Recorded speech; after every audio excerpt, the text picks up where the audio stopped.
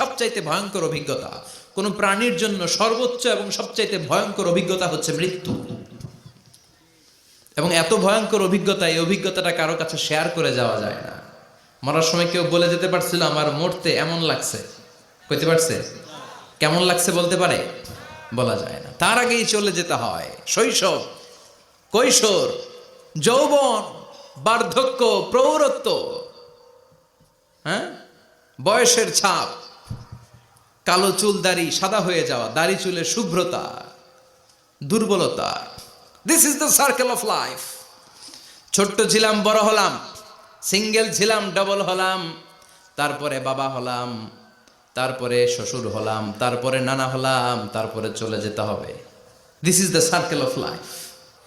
বিশ্বনবী বললেন আমার উম্মতি মা বাইনা সিত্তিনা ইলা সাবঈন, আমার উম্মতের গড় বয়স হলো 60 থেকে 70। এই উম্মতের গড় বয়স কত?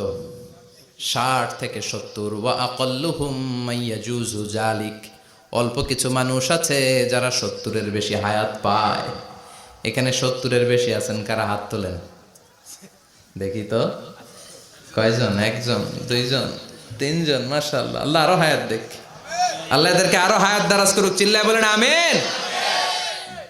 তার মানে আমার উম্মতি মা বাইনা সিত্তিন ইলা সাবঈন, বিশ্বনবী বললেন এই উম্মতের গড় বয়স 60 থেকে 70, আর 70-এর বেশি হায়াত পাবে। ওয়া আকাল্লুহুম মাইয়াজুজু যালিক, 70-এর বেশি পাবে হাতে গোনা, গুনে বের করে ফেলা যায় একজন, দুইজন, তিনজন। বাকি সব 60-এর আগে নাই। ঠুস চিল্লা এখন ঠিক কিনা? বাংলাদেশের গড় হায়াত কত মানুষের? 60। বিশ্বনবীর কথার সাথে মিলে গেছে। চিল্লায় পড়েন সুবহানাল্লাহ। এই জন্য বিশ্বনবী বলেন এই যে মুরব্বীদের দাড়ি পাকে, এই যে রাস্তায় অ্যাক্সিডেন্ট হয়, এই যে ক্যান্সারে আক্রান্ত হয়ে লোকজন মারা যায়, তারপরেও কি টনক নড়ে না?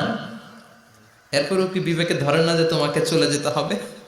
আকসিরু যিকরা হাযিমিল লাযযাত, জীবনের সব স্বাদকে পানসা করে দেয় ওই মরণকে স্মরণ করো।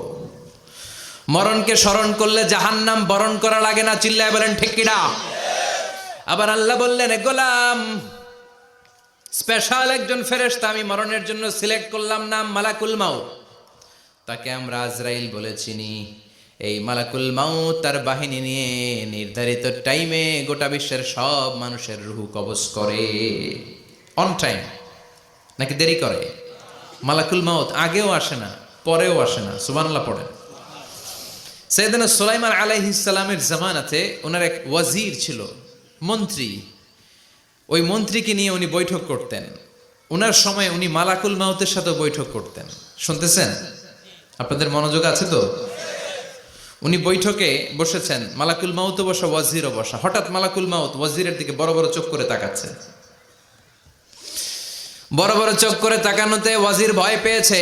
হঠাৎ মালাকুল মাউত চলে গেল। ওয়াজির বলে ও সুলাইমান আলাইহিস সালাম, এই যে লোকটা বড় বড় চোখ করে আমার দিকে তাকালো, এটা কে? সাইয়েদনা সুলাইমান বলে হাদা মালাকুল মাউত। যে বর্ণনাটা বলছি এটা হাদিস না, এটা হচ্ছে ইসরাইলিয়া, জিউস ট্র্যাডিশন। কোরআন হাদিসের সাথে কোনো দ্বন্দ্ব নাই, তাই বর্ণনা করা যাবে। বিষ্ণু বলেছেন বাল্লিগু আন্নি ওয়ালাউ আয়া, আবার বলেছেন ওয়া হাদ্দিসু আন বনি ইসরাঈল ওয়ালা হারাজ, বনি ইসরাইলের ট্র্যাডিশন বর্ণনা করো, জিউস ট্র্যাডিশন বর্ণনা করো, এতে কোনো সমস্যা নাই। ওয়াজির বলে ও সাইয়েদনা সুলাইমান, বড় বড় চোখ করে যে তাকালো লোকটাকে? সাইয়েদনা সুলাইমান বলে হাদা মালাকুল মাউত, এটা মৃত্যুর ফেরেশতা। ওয়াজিরের কলিজায় পানি নাই। এটা কি ফেরেশতা? শুনে তো পিলে চমকে গিয়েছে। কয় কি? মালাকুল মাউত তো আমার চিনে ফেলাইছে, বাড়ি চিনে ফেলছে, আমার খবর আছে। সাইয়েদনা সুলাইমান আলাইহিস সালাম জিনদেরকে দিয়ে কাজ করাতেন, মেঘমালাকে দিয়ে কাজ করাতেন, বিশাল সিংহাসন নিয়ে পৃথিবীর প্রাচ্য থেকে পাশ্চাত্যে ঘুরে বেড়াতেন। সাইয়েদনা সুলাইমানকে ওয়াজির বলে ও সুলাইমান, মেঘমালাকে আদেশ করে দেন আমি আর এই ফিলিস্তিনের ভূখণ্ডে থাকতে চাই না। আকাশের মেঘমালার উপরে আমারে বসিয়ে দেন, আর বলে দেন আমারে নিয়ে যেন আকাশের মেঘমালা হিন্দুস্তানের ওই দূর পর্বতে রেখে আসে। আকসা আল হিন্দ, হিন্দের সবচেয়ে দূরবর্তী জায়গায় যেন আমারে রেখে আসে। সাইয়েদনা সুলাইমান বললেন আকাশের মেঘ যাও, আমার ওয়াজিরকে নিয়ে হিন্দুস্তানের একটা উপদ্বীপে রেখে আসো। রেখে আসা হলো। কিছুক্ষণ পর মালাকুল মাউত সাইয়েদনা সুলাইমানের কাছে হাজির। সাইয়েদনা সুলাইমান বললেন, ও মালাকুল মাউত কই ছিলা? কই একটু আগে হিন্দুস্তান থেকে আপনার ওজিরের রুহু কবজ করে আসছি। সুবহানাল্লাহ পড়েন। এটা আবার কেমন কথা, তুমি ওইখানে গেলা কেন? কয় রব্বুল আলামিন কিছুক্ষণ আগে আমার কাছে পায়গাম পাঠিয়েছে, যাও সাইয়েদনা সুলাইমানের ওয়াজিরের রুহুটা কবজ করো। কবজ করার জায়গা হলো হিন্দুস্তানের উপদ্বীপ। কোন জায়গায়? মালাকুল মাউত এসে দেখে সুলাইমান নবীর সাথে মিটিং করে। ওয়াজির কার সাথে মিটিং করে?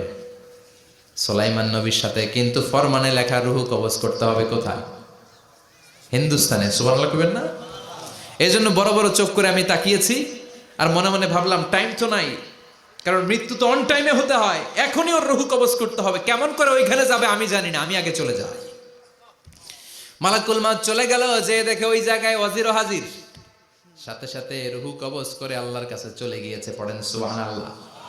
এজন্য আল্লাহ বললেন, মালাকুল মাউত আমি নির্ধারণ করে দিয়েছি, পৃথিবীর প্রতিটি মানুষ মালাকুল মাউতকে দেখবে, চাক্ষুষ দেখবে, ভালো হলেও দেখবে, খারাপ হলেও দেখবে। কার কথা? ভালো মানুষ যদি হয়, আল্লাহওয়ালা যদি হয়, ইসলাম প্রিয় যদি হয়, ডানপন্থী যদি হয়, মৃত্যুর সময় মালাকুল মাউত আলা সূরাতি শাবিন আলা আহসানি সূরা, একজন যুবকের আকৃতিতে চমৎকার ধবধবে সাদা একটা জুব্বা পরে, জান্নাত থেকে জান্নাতি কাফন নিয়ে, হানুত মিন হানুতিল জান্নাহ, জান্নাতের সুগন্ধি নিয়ে মুমূর্ষু রোগীর মাথার সামনে এসে বসে যায় আর দেহটার ইঙ্গিত করে বলে, ইয়া আইয়াতুহান নাফসুত তাইয়্যিবা, ও পবিত্র আত্মা। আরেক বর্ণনায় এসেছে, ইয়া আইয়াতুহান নাফসুল মুতমাইন্নাহ, ও প্রশান্ত আত্মা, উখরুজি ইলা মাগফিরাতিম মিনাল্লাহ, আল্লাহর ক্ষমার দিকে বের হয়ে আসো। উখরুজি ইলা মাগফিরাতিম মিনাল্লাহি ওয়া রিদওয়ান, আল্লাহর ক্ষমার সন্তুষ্টির দিকে রুহুটা বের হয়ে আসো। স্মুথলি বলার সাথে সাথে মুমিনের দেহ থেকে রুহুটা বের হয়ে আজরাইলের হাতে চলে যায়। স্মুথলি বলার সাথে সাথে স্বাচ্ছন্দ্যে আনন্দে মুমিনের দেহ থেকে রুহুটা সা করে বের হয়ে মালাকুল মাউতের হাতে এসে পড়ে। পড়েন সুবহানাল্লাহ। আল্লাহ এমন মৃত্যু তুমি আমাদের নসিবে রেখে দিও, চিৎকার করে পড়েন আমিন।